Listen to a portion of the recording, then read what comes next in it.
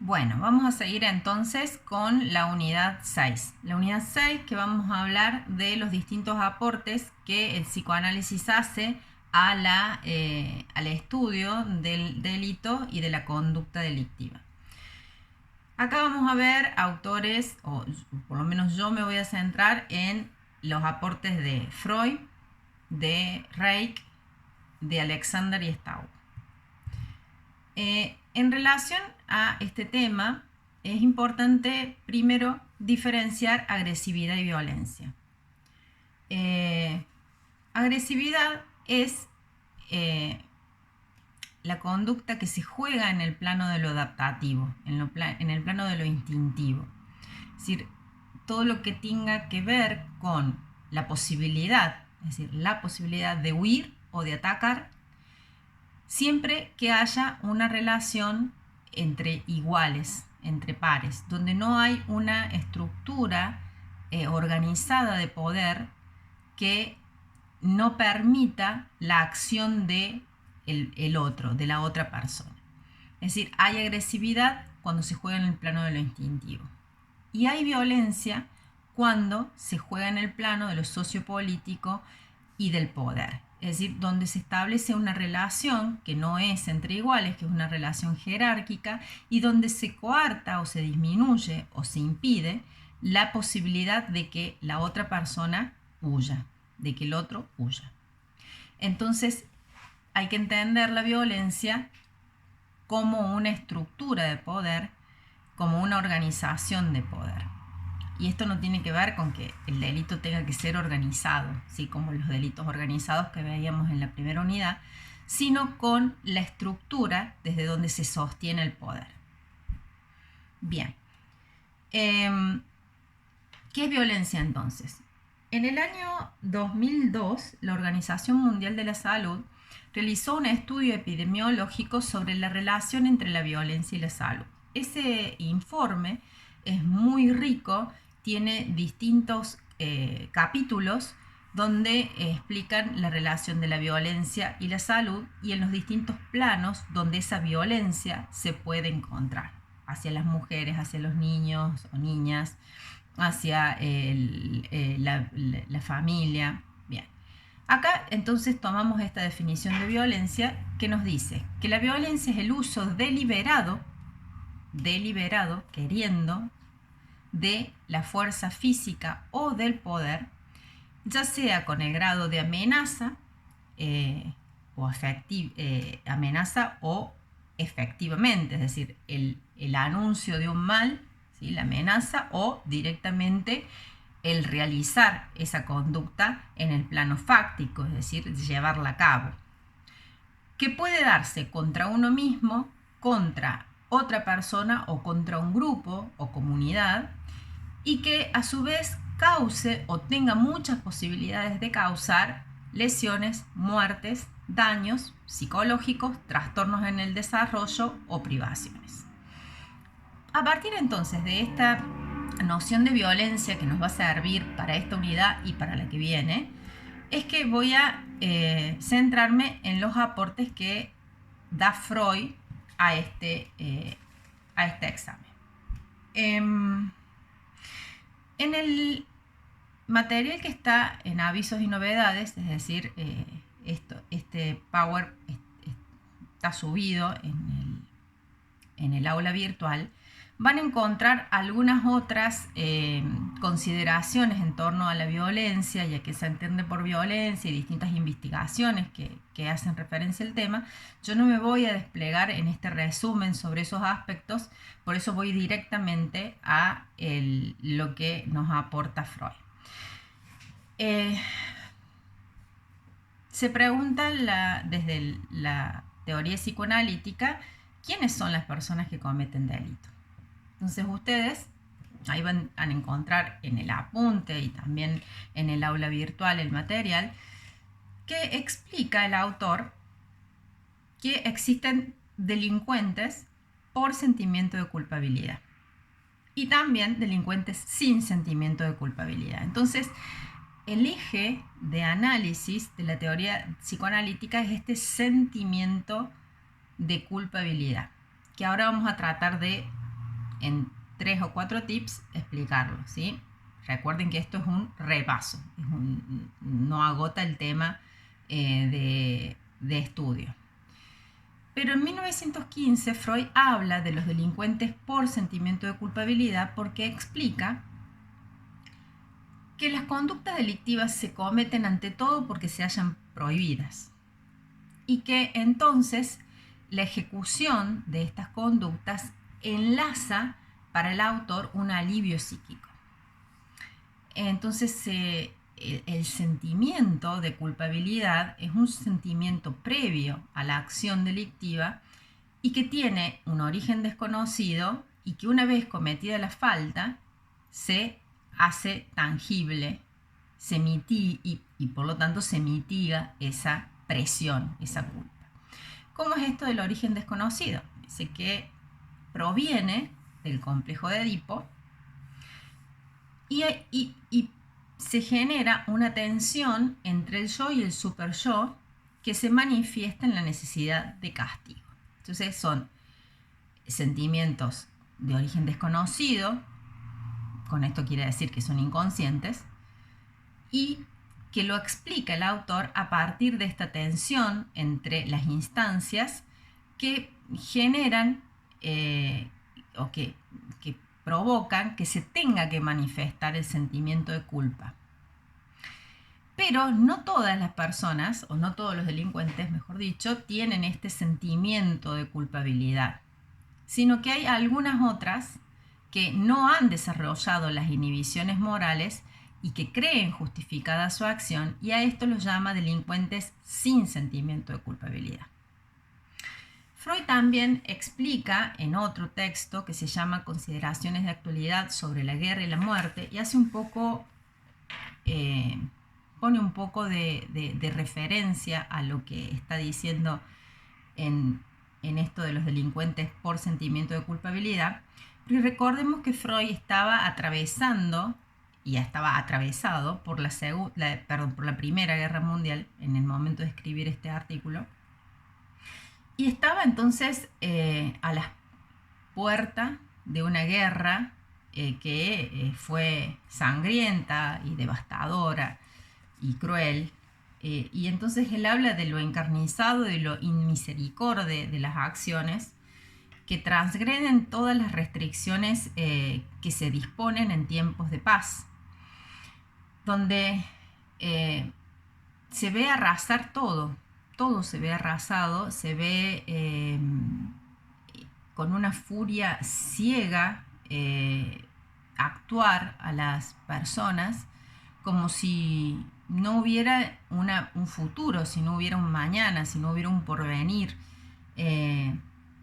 Esto nos hace pensar, ¿no?, en distintas guerras que nos podríamos pensar incluso hoy, en distintas situaciones que nos toca atravesar como si fueran una guerra, y en esta, de alguna manera, necesidad de encontrar los lazos comunitarios, los lazos empáticos que nos hagan sostener, porque si no queda esto otro que Freud escribe como lo devastador, el poder destructivo que tienen las personas. Entonces, Freud se pregunta si hay un proceso por el cual el individuo alcance cierto nivel de eticidad, de ética, o que hay al principio, es decir, si hay qué tensiones se juegan. Entonces se pregunta si las personas son buenas, son nobles desde el nacimiento, y si hay una inclinación hacia el mal. Entonces, si son buenas, si son nobles, o si se los desarraiga a la persona de una inclinación hacia el mal por medio de la cultura. Y se responde que en realidad no hay un desarraigo, que las investigaciones psicoanalíticas en esencia consisten o demuestran que hay emociones que son pulsionales y de naturaleza elemental, que son iguales para todas las personas y que tienen como meta la satisfacción de las necesidades originarias. Y esas emociones primitivas son luego inhibidas, es decir, que son guiadas hacia otras metas y culminan entonces fusionadas con otras emociones, formando, como su nombre lo indica, formaciones reactivas. Entonces, la emoción primitiva del egoísmo, por ejemplo, es llevada hacia el plano del altruismo, o de la crueldad, llevada hacia el plano de la compasión, siempre generando unos sentimientos de ambivalencia. Y explica que, esto es textual, la experiencia psicoanalítica demuestra que los hombres más perspicaces caen repentinamente en una conducta sin acumen como idiotas, tan pronto como la intelección requerida tropieza en ellos con una resistencia afectiva y recuperan toda su inteligencia cuando es vencida. Me hace pensar estas palabras de Freud de hace un siglo nuevamente en ejemplos que pueden ser hasta cotidianos, ¿no? De cómo las personas pueden caer tan fácilmente en estas emociones primitivas del egoísmo, de la necesidad de salvarse uno mismo. Entonces, sigue diciendo que es como si al reunirse en una multitud todas las adquisiciones éticas de los individuos, en algún momento se esfuman y no restan sino las actitudes anímicas más primitivas, más arcaicas y más brutales. Todo lo que nos aleja de estas metas, digamos, otras metas que tengan que ver con la cultura.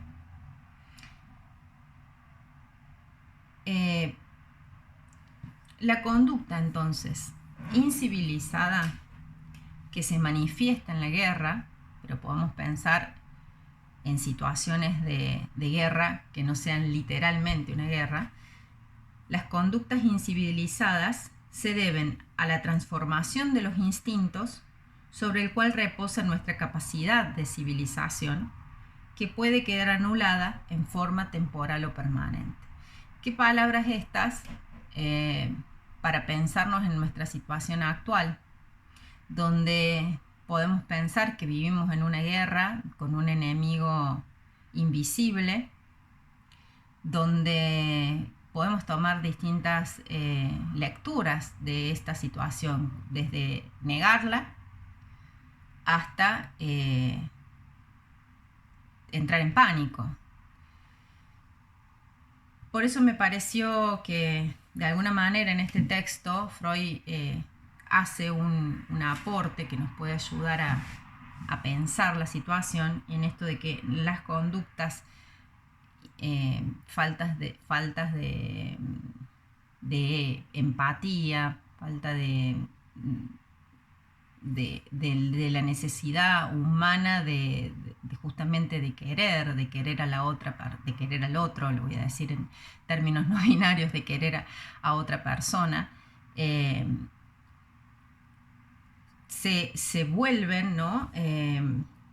Hacia estos instintos más primitivos. Entonces se transforman los instintos, que han sido transformados, que han sido llevados hacia otras metas, y que incluso entonces esta conducta puede quedar hasta encriptada. Es decir, ¿cuál va a ser el costo social de cabalgar sobre las emociones primitivas? ¿Sí? Es para pensar. Bueno, siempre Freud nos deja pensando. Cambiando de autor, Theodor Reich escribe El psicoanálisis del crimen en 1965. Y estos aportes de Reich nos ayudan a pensar en cuáles son los móviles del crimen. Esa es la pregunta que se hace. Bueno, a ver, en definitiva, una persona, ¿por qué hace lo que hace en relación al crimen? Un delincuente, ¿por qué comete un crimen? ¿Cuáles son sus móviles? Y en esta pregunta descubre que tal vez uno de los fines que tiene es, como Freud dice, sentimientos de culpabilidad, busca el castigo y en el castigo mitigar la culpa. Uno de los fines podría ser el de ser descubierta la persona, el criminal, le criminale ser descubierta. Me cuesta un poco hablar en no binario porque ya estoy como muy acostumbrada, pero habla de la tarjeta de visita del criminal y del regreso del asesino al lugar del crimen, así que lo voy a decir como son los títulos realmente. ¿Qué piensa Reich? Reich dice que se dejan pistas, por eso presume como una especie de finalidad de autotraición. Dice que el criminal, cuando comete un delito, deja pistas, rastros, indicios, le llama. Esos indicios traicionan al criminal porque su atención justamente está concentrada en borrar los rastros, pero de una manera inconsciente, como un descuido, está dejando por su lado pistas. Hay un temor al super yo y una opresión interna que lleva a la destrucción. Pone como ejemplos dos casos, el caso de Paul K., que es el de la sastrería, y el caso de Franz, que es el del suicidio disfrazado. En estos dos casos ustedes los van a leer y son de muy fácil interpretación, pero yo les tengo que decir que de la casuística que tengo en mi experiencia trabajando en el área penal, he visto muchos de estos no suicidios disfrazados, pero de alguna manera es el querer ser descubierto o por lo menos el dejar las pistas como para ser hallado, ¿no? Cosa que a veces es difícil de entender que pueda ser así, pero ocurre. Por ejemplo, en el caso de, en un caso que me acuerdo de hace muchos años ya, donde todavía no era tan común conocer cómo funcionan los dispositivos tipo celulares inteligentes y demás, que están unidos a las cuentas de correo y donde, bueno, no era tan conocido antes. O sea, estoy hablando de hace muchos años. Y unas personas van a jugar al fútbol, entonces se van a la cancha, dejan sus pertenencias ahí al costado de la cancha, juegan el partido y cuando termina, luego se da cuenta uno de ellos que le faltaba el celular. Entonces, bueno, ¿quién es? Nadie vio. La cuestión es que no había muchas alternativas de quién podía ser el ladrón. Ladrón que luego utiliza el celular para sacarse fotos cuando ya había una unión, digamos, de un registro del dispositivo con la cuenta de correo del dueño del celular. Cuenta a la que le llegan las fotos que se está sacando el individuo ladrón. Ahora, no puede pensar, bueno, yo no sabía, obviamente. Reich está hablando de descuidos inconscientes. Claro, si lo hubiese sabido, no estaríamos hablando de lo que dice Reich. Pero de alguna manera lo que quiere identificar el autor es que se dejan rastros, se dejan pistas para autotraicionarse. Y eso conlleva a la posibilidad de la sanción, y la sanción a su vez, en esta explicación que daba Freud, alivia una presión interna, este temor al super yo, que por lo tanto hace que sea descubierta la persona y que sea sancionada. Y por otro lado tenemos a Franz Alexander y Hugo Staub. Estos dos autores que escriben un libro que se llama El delincuente y sus jueces desde el punto de vista psicoanalítico. Este libro, imagínense, Franz Alexander se muere en 1964 y Hugo Staub en 1942, o sea que tiene sus muy buenos años. Alexander era psicoanalista y médico y Staub era abogado. Y piensan, siguiendo siempre esta línea psicoanalítica, qué sucede, digamos, en una persona que comete un delito y cuál sería el origen de esa conducta en la persona. Si tiene un origen más bien biológico o sociológico o psicológico. Y para esto hacen una clasificación, que es la que ustedes van a ver desarrollada en el material, obviamente en el apunte. Empiezan diciendo que luego de superado el complejo de Edipo, entre los 4 y los 6 años, y hasta la adolescencia, el individuo se adapta a la sociedad.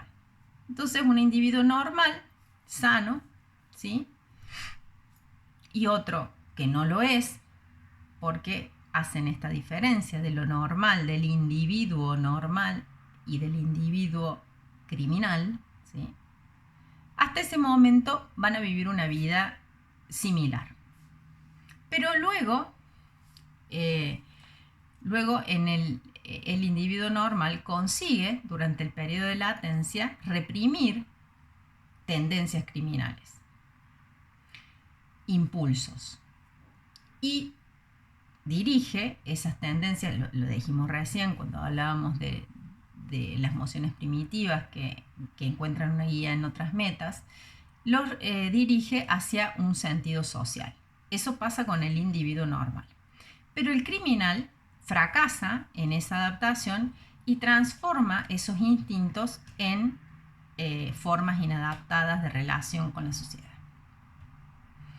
Por lo tanto, ahí ya tienen una primera clasificación que sería de las personas normales, individuos normales, de los criminales. Y no quiero que haya confusión, porque luego en la clasificación de criminales, Alexander y Staub dicen y criminal normal, ¿sí? Pero es criminal normal, no es individuo normal. Entonces, una primera clasificación sería los que son normales de los que no lo son porque son criminales. Criminales que Alexander Staub dice pueden ser crónicos, es decir, que quienes cometen en forma asidua delitos, o no, o pueden ser agudos, ¿sí? O accidentales. Entonces, dentro de la clasificación macro, digamos, de Alexander Staub están los criminales crónicos y los criminales agudos o accidentales. Dentro de los criminales crónicos, él repasa, digamos, el origen de esta criminalidad crónica. Entonces dice, el criminal neurótico es aquel que está influenciado por tendencias anímicas semejantes a la psiconeurosis que desencadenan una conducta de enemistad con la sociedad que tiene su origen en un conflicto psíquico y que representa esa enemistad, ¿sí? Esa enemistad es el punto de fuga, el punto de escape del conflicto. Este criminal neurótico tiene entonces una etiología, un origen de la criminalidad psicológica.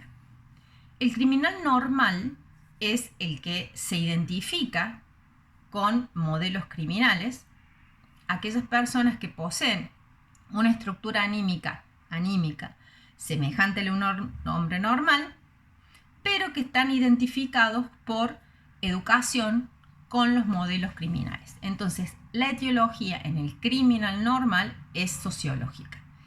Y por su parte, el criminal orgánico es aquel que está condicionado, está dado su criminalidad por procesos patológicos orgánicos, como por ejemplo una intoxicación.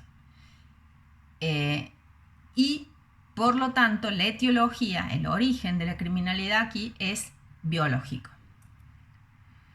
Entonces, según el grado de participación del yo consciente o inconsciente, están los criminales crónicos con estas tres categorías, neurótico, normal y orgánico, que corresponden a personas proclives al crimen, acciones criminales entonces de individuos criminalmente afectados, y por otro lado, los criminales que son agudos, que corresponden a personas que en ciertas condiciones cometen crímenes, ¿sí? Se hallan en condiciones en las que cualquier persona puestas en la misma situación podrían infringir la ley.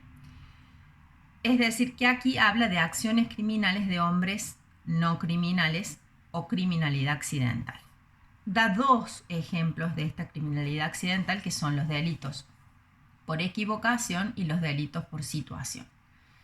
Van a encontrar ejemplos en el material, pero rápidamente, por equivocación, cuando hay culpa o negligencia, puede ser algún caso de, por ejemplo, de mala praxis médica, ¿sí? Donde hay un error en la administración a lo mejor de una droga, o hay un error en la atención de un paciente. Son delitos que están guiados, digamos, por la culpa, por la negligencia, por la imprudencia, por la impericia. O delitos en situación, que es decir, una persona puesta en esa situación puede cometer un delito cuando, por ejemplo, repele la acción de otra persona y mata, ya sea por legítima defensa de los derechos propios, de los derechos ajenos, o una persona que por un estado de necesidad puede cometer un delito. Por ejemplo, un estado de fuerza mayor también. Supongamos que hay un incendio, ¿sí? En una casa y alguien intenta entrar para ayudar, socorrer a quien está pidiendo auxilio, ese delito sería, bueno, no está autorizado a entrar porque es una propiedad privada, pero hay una situación de extrema necesidad, ¿sí?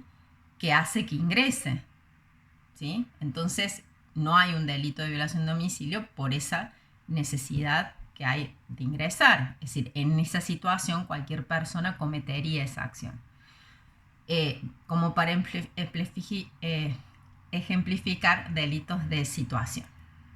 Bien, ese sería el repaso en relación a estos autores de la unidad 6.